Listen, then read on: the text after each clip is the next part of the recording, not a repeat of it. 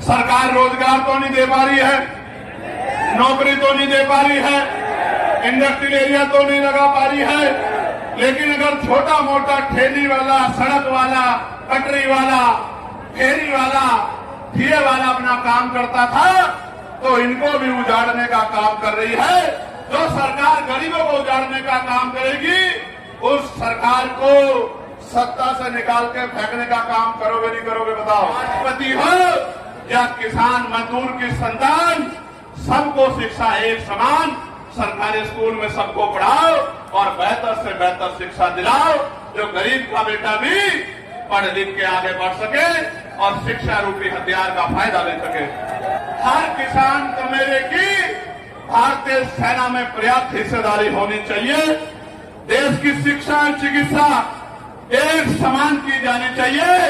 इस दोनों थी जिसने सेकेंड वर्ल्ड वॉर में बर्मा में जाके अपना लोहा मनवाने का काम किया था और बैटल ऑफ ऑनर लेने का काम किया था। अंग्रेजों ने इस रेजिमेंट को खत्म करने का काम किया क्योंकि इस रेजिमेंट ने आजाद हिंद फौज जो देश के लिए लड़ रही थी उनके खिलाफ लड़ने से मना कर दिया था। ये वफादार, राष्ट्रवादी और देश के प्यार करने वाली रेजिमेंट थी। मैं इस रेजिमेंट को बहाल करने की मांग भी पार्लियामेंट में उठा चुका हूं क्योंकि मैं मानता हूं कि आज हमारा एक एक नौजवान देश की सेवा में योगदान देना चाहता है, बॉर्डर पे जाके दुश्मन को धूल मिट्टी चटाना चाहता है। मैं इस बात को मानता हूं। मैं तो चाहता हूं हर किसान को मेरे की भारतीय सेना में पर्याप्त हिस्सेदारी होनी चाहिए। देश की शिक्षा और चिकित्सा एक समान की जानी चाहिए। इस दोनों मांगों को मैं पार्लियामेंट में उठा चुका हूं कि राष्ट्रपति हो या किसान मजदूर की संतान, सबको शिक्षा एक समान, सरकारी स्कूल में सबको पढ़ाओ और बेहतर से बेहतर शिक्षा दिलाओ, जो गरीब का बेटा भी पढ़ लिख के आगे बढ़ सके और शिक्षा रूपी हथियार का फायदा ले सके। और सरकारी हॉस्पिटल में भी सबको पर्याप्त इलाज मिले, प्राइवेट में जेब ना कटे, टैक्स के नाम पे लूट ना हो, इसकी मांग भी मैं कर चुका हूं। देश में कर्मचारियों की ये मांग है कि पुरानी पेंशन बहाल की जाए। इसके लिए भी मैं कई बार पार्लियामेंट में आवाज उठा चुका हूं, लेकिन निगम भी सरकार कर्मचारियों के दुख को नहीं समझती। नगर निगम में संविदा कर्मियों को नियमित किया जाए एवं देश में संविदा समाप्त की जाए। मैं आपको विश्वास दिला कहता हूं, जितने संविदा कर्मचारी अभी जिस डिपार्टमेंट में लगे हैं, आजाद समाज पार्टी ताकत में आने के बाद सबको पक्की नौकरी हम लोग दिलाने का काम करेंगे। ये बात मैं आपको विश्वास दिलाता हूं।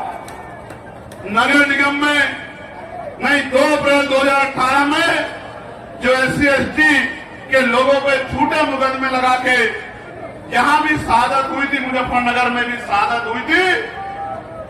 आपको अंकुर याद है नहीं याद है? शहीद हमारा भाई अंकुर।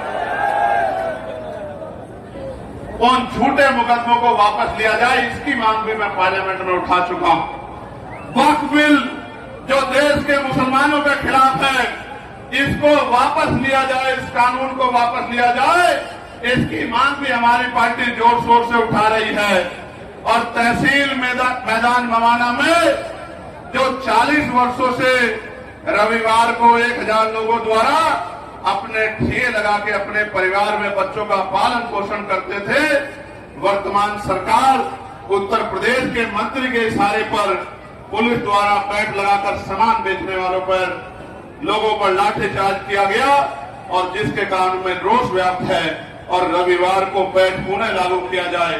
भाई मेरी बात पर गौर करना आप सब लोग। सरकार रोजगार तो नहीं दे पा रही है, नौकरी तो नहीं दे पा रही है, इंडस्ट्रियल एरिया तो नहीं लगा पा रही है, लेकिन अगर छोटा मोटा ठेली वाला, सड़क वाला, पटरी वाला, फेरी वाला, ठिये वाला अपना काम करता था तो इनको भी उजाड़ने का काम कर रही है। जो सरकार गरीबों को उजाड़ने का काम करेगी उस सरकार को सत्ता से निकाल के फेंकने का काम करोगे नहीं करोगे बताओ। एक मांग किसान यूनियन के साथियों द्वारा भी है कि गढ़मुक्तेश्वर में खनन और भूमाफिया के खिलाफ जो लड़ाई लड़ने का काम किसान यूनियन कर रही है, प्रशासन खनन और भूमाफिया को बचाने का काम कर रहा है। प्यारे साथियों, अभी मेरी कलम में ताकत नहीं है कि जो अधिकारी ये गरीबों को न्याय नहीं देते, मैं उनको ट्रांसफर, पोस्टिंग, सस्पेंड या उनको नौकरी से बर्खास्त कर सकूं। लेकिन वो दिन भी दूर नहीं है। जिस तरह की भाव मैं देख रहा हूं कि वो कलम की ताकत भी आपके आशीर्वाद से आने वाले समय में आजाद समाज पार्टी के पास आएगी, ये बात भी मैं महसूस कर रहा हूं। प्यारे साथियों, पुलिस के भाइयों से कभी कभी मेरी नाराजगी हो जाती है, लेकिन आप जानते हैं पुलिस के भाइयों को 8 घंटे नौकरी करने को मिले और सप्ताह में 1 दिन छुट्टी मिले और बॉर्डर स्कीम खत्म की जाए और वेतन विसंगतियां दूर हो और इनको आवास दिया जाए, इसकी मांग भी पार्लियामेंट में अगर किसी ने उठाने का काम किया तो वो आपका चंद्रशेखर आजाद है।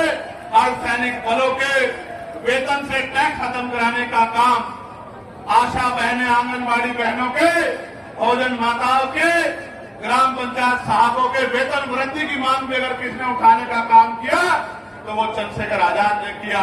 और मैं आपको याद दिलाता हूं, मान्यवर काशीराम साहब कहा करते थे, जो जमीन सरकारी है वो जमीन हमारी है, ताकत बनने दो गरीब, हर गरीब के घर तक जिस पे जमीन नहीं है जमीन पहुंचाने का काम आजाद समाज पार्टी काशीराम करेगी। और जिन पे घर नहीं है उनको जमीन और घर बना के देने का काम, इज्जत की जिंदगी दिलाने का काम आजाद समाज पार्टी काशीराम करेगी। मेरी बात को आप याद रखें। और तो और बहनों के लिए जितना भी वो पढ़ना चाहती हैं, पढ़ाई मुफ्त करने का काम आजाद समाज पार्टी करेगी कि बहनों को भी पंख लगे और वो उड़ के कामयाब हो सके, उनको बराबर का मान सम्मान। और अगर कोई गुंडा उनकी तरफ आग उठाता है, उस गुंडों को संवैधानिक तरीके से जमी दर मिट्टी में मिलाने का काम भी आजाद समाज पार्टी काशीराम करेगी। मेरे प्यारे साथियों, मैं आपसे बस आखिरी बार ये जानना चाहता हूं, क्या मैं ये मानूं कि मेरठ में आप आने वाले समय में आजाद समाज पार्टी को आशीर्वाद देने वाले हैं? दोनों हाथ जोड़े बताओ। एक काली शर्ट वाला भाई नहीं उठा रहा है, ये ऊंचे पे तो खड़ा है, लेकिन एक अकेला देख रहा हूं जो हाथ नहीं उठा रहा। दोबारा से पूछता हूं, हाथ उठा के बताओ, आजाद समाज पार्टी को आशीर्वाद मिलेगा नहीं मिलेगा? मैं अपने नेताओं से पूछना चाहता हूं, जिन्होंने बहुत मेहनत की है, हर घर जाके लोगों को जगाने का काम करोगे नहीं करोगे? अपनी ताकत बनाने का काम करोगे नहीं करोगे? और ये जो नौजवान नेता हैं, मैं इनको भी कहना चाहता हूं, उम्र पे मत जाना। ये इसी उम्र में क्रांति के बीज पैदा होते हैं और इसी उम्र से क्रांति की ज्वाला को लेकर आगे बढ़ना। एक दिन आप नौजवान असेंबली और पार्लियामेंट में गरीबों की आवाज बनने का काम करोगे, मेरा ऐसा भरोसा। मैं आपका बहुत बहुत आभार प्रकट करता हूं इस बात के साथ कि आने वाले समय में आपकी ताकत भी बनेगी और अन्याय की आंधी भी रुकेगी और जुल्म पे जुल्म का हिसाब भी होगा। बहुत बहुत धन्यवाद। जय भीम, जय भारत, जय। तो दोस्तों, वीडियो तो आप लोगों ने देख ही लिया होगा कि वीडियो किस तरीके का चंद्रशेखर आजाद भाई क्या बोल रहे हैं। और दोस्तों, मेरा तो मानना यही है कि सभी लोग एक साथ एकजुट रहिए और जितने हमारे जितनी भी बिरादरियाँ हैं और कोई जात पात मत मनाए, कोई भेदभाव जो होता है ना, भेदभाव नहीं मनाना चाहिए। सभी लोग मिलजुल के रहिए और सारे लोग एक रहिए और सभी लोग जागिए, अंधविश्वास में मत पड़िए, जो हमारे चंद्रशेखर भाई आजाद समझा रहे हैं। और दोस्तों, इस बात को गहराई से लीजिए कि क्या कह रहे हैं, हम सबके लिए, आने वाली पीढ़ी के लिए सबसे ज़्यादा लाभदायक होगा। और दोस्तों, वीडियो कैसा लगता है दोस्तों, कमेंट बॉक्स में ज़रूर बताना दोस्तों।